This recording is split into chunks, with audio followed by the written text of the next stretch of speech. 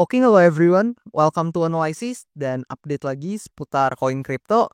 Dan di video kali ini kita bakalan bahas seputar Hyperliquid atau dengan tickernya yaitu HYPE, yang mana kalian juga banyak banget nih request untuk pembahasan koin satu ini lewat kolom komentar pada beberapa postingan video saya sebelumnya.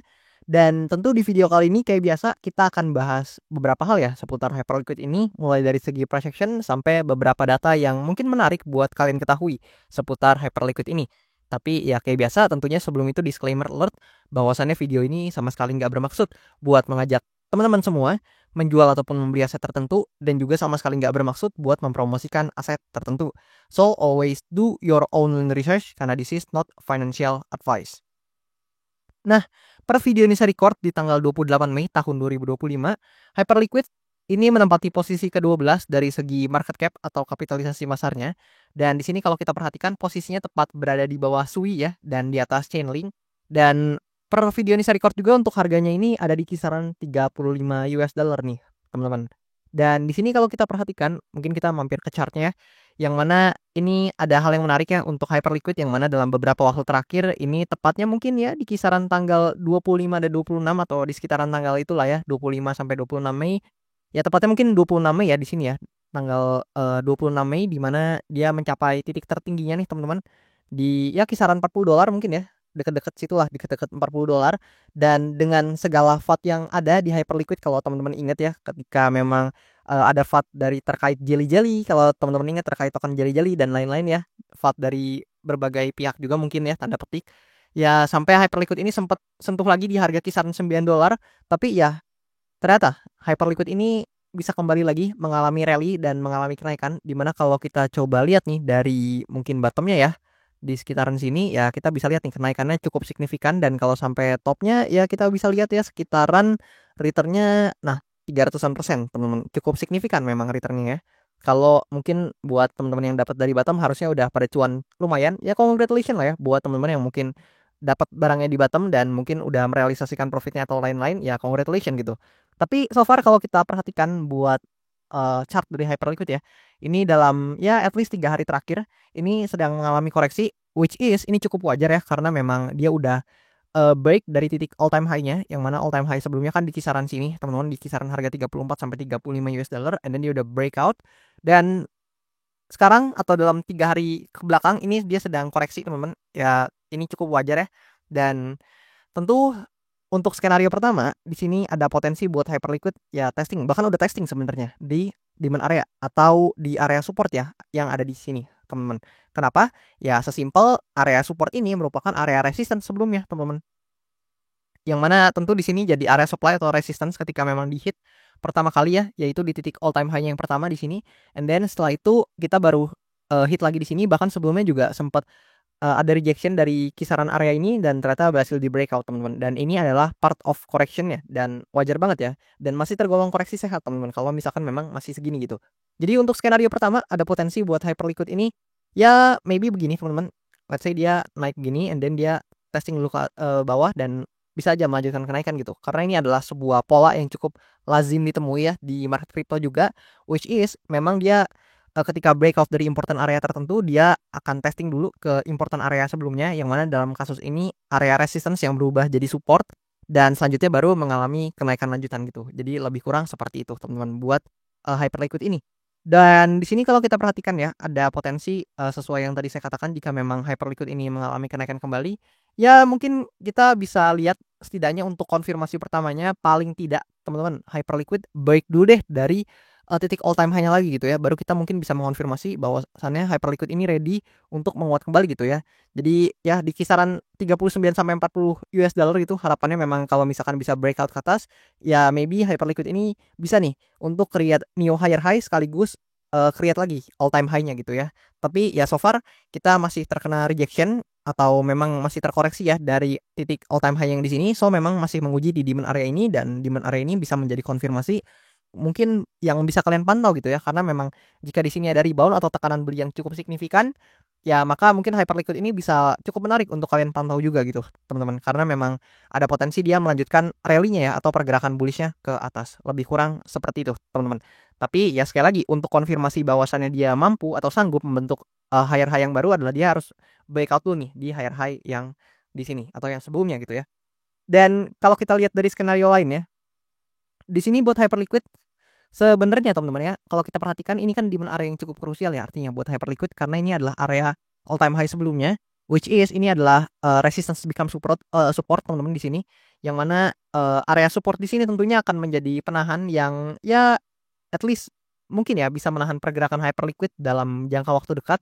Tapi di sini kalau ternyata teman-teman andai kata untuk Hyperliquid ini gagal mempertahankan area supportnya atau area demand-nya yang ada di sini, ya ada potensi ya untuk Hyperliquid ini mengalami koreksi teman-teman. Yang mana sebenarnya kalau kita perhatikan teman-teman, di sini itu ada semacam area imbalance ya atau fair value gap yang bisa kita amati dan perhatikan. Ya let's say kayak gini lah ya. Ini ada semacam area imbalance di sini yang memang belum ke-fill gitu. So jika memang Hyperliquid ini harus breakdown dari demand area yang di sini, probably Hyperliquid ini ada potensi ya untuk at least nge-fill dulu area imbalance yang ada di sini, baru selanjutnya kita bisa melihat untuk konfirmasi-konfirmasi ke depannya. Lebih kurang seperti itu, tapi kalau misalkan kita perhatikan ya, kita harus realistis juga bahwasannya skenario pertama dan kedua itu mungkin aja terjadi, tapi kita harus lihat juga bahwasannya memang sekarang secara momentum Hyperliquid ini dalam jangka waktu menengah hingga panjangnya masih cenderung bullish loh teman-teman. Yang mana di sini dia udah mengalami rally yang cukup signifikan, dan kalau kita perhatikan dari stochastic RSI ya ada potensi ya memang secara stochastic RSI ini udah mulai slowing down, udah mulai turun, dan jika memang udah mungkin di oversold ya ada potensi ya dia bisa climbing up kembali ke atas gitu. Dan itu mungkin adalah momen yang teman-teman juga harus perhatikan ya. Apalagi buat kalian yang mungkin tertarik sama Hyperliquid ini. Tapi tentunya ini sekali lagi bukan saran finansial sama sekali dan sama sekali bukan ajakan jual beli. So untuk beberapa skenario tersebut, teman-teman juga bisa pantau dan sesuaikan juga ya dengan memang apa analisa yang kalian buat dan kalian consider juga gitu. Dan di sini kalau kita lihat beberapa data seputar Hyperliquid, let's say kita lihat dari DeFi lama. Nah, di sini kita coba lihat buat Hyperliquid ya. Nah, lebih kurang seperti ini. Kita lihat dulu untuk Hyperliquid. Nah, buat TVL Hyperliquid ya kalian bisa lihat di sini lah ya, dan dalam beberapa waktu terakhir memang sedang mengalami kenaikan juga dari segi total value lock atau TVL-nya. Dan di sini kalau data dari token terminal, saya cukup suka teman-teman ya buat data token terminal dari Hyperliquid, di mana token trading volume ini dalam beberapa waktu terakhir memang spiking cukup signifikan lah ya. Dan beberapa data lain juga kalian bisa lihat cukup menguat juga.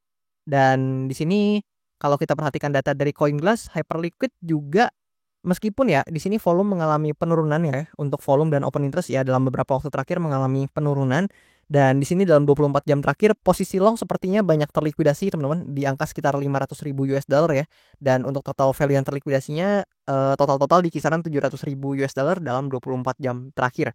Dan posisi long yang banyak terlikuidasi ini cukup wajar karena memang kalau kita perhatikan ya dalam 3 hari ke belakang gitu ya teman-teman, buat Hyperliquid ini memang sedang koreksi, tapi meskipun ya kita sama-sama tahu mungkin ini koreksi yang cukup sehat ya karena memang udah rally cukup signifikan, tapi ya kalian tahu ini market crypto dan masih tergolong sebagai market yang high risk teman-teman atau punya volatilitas yang cukup tinggi. Dan seturun-turunnya kalian bisa lihat nih di sini meskipun teman-teman bilang koreksi sehat, tapi ini 12% teman-teman koreksinya. Apalagi buat orang-orang yang mungkin over leverage ya tentunya akan terdampak gitu oleh penurunannya, apalagi buat orang-orang yang mungkin buka posisi long di pucuk and then over leverage ya mungkin akan sangat terdampak buat portofolionya. So saya sangat berharap teman-teman itu nggak jadi bagian ya dari angka-angka ini gitu. Saya sangat berharap teman-teman jaga buat portofolio kalian karena saya tahu balance atau uang yang ada di portofolio kalian tentu nggak gampang carinya, tentu susah teman-teman.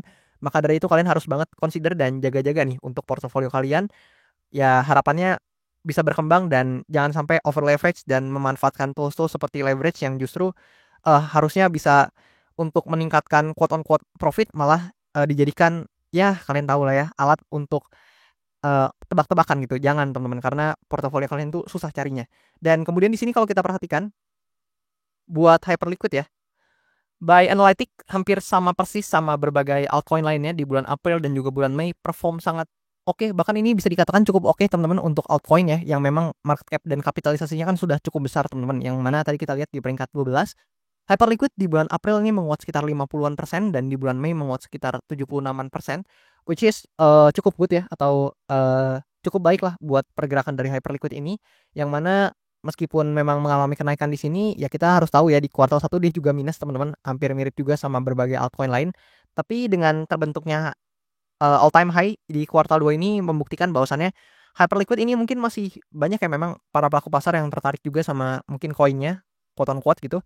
Dan returnnya juga nggak berbohong di sini pas 173,3% setidaknya di kuartal 2 untuk sampai sekarang ini, yang mana sekarang kan tanggal 28 Mei, teman-teman. Dan I think dengan return di bulan Mei sebesar ini mungkin akan di-closing juga untuk bulan Mei ini dengan return yang positif.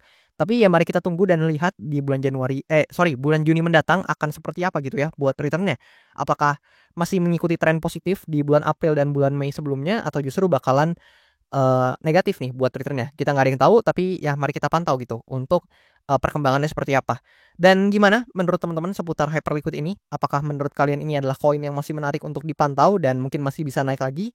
Atau justru menurut kalian kayaknya udah nggak terlalu menarik bang, mendingan pantau altcoin lain aja gitu? Boleh sharing-sharing dan komen aja di kolom komentar di bawah. Dan holder Hyperliquid boleh nih coba komen di kolom komentar di bawah. Saya penasaran apakah memang masih ada untuk holdernya. Dan ya mungkin kalian punya akumulasinya di harga berapa dan lain-lain. Kalau kalian berkenan untuk sharing, boleh komen aja di kolom komentar di bawah gitu. Dan ya satu lagi buat teman-teman juga yang mau request analisa koin, jangan malu-malu, jangan sungkan, kalian bisa langsung aja request di kolom komen di bawah. Dan nanti kalau misalkan banyak yang tertarik, bakalan saya usahakan buat update dan bahas cepatnya. Dan mungkin itu aja buat video kali ini. Thank you dan sampai jumpa di video-video selanjutnya.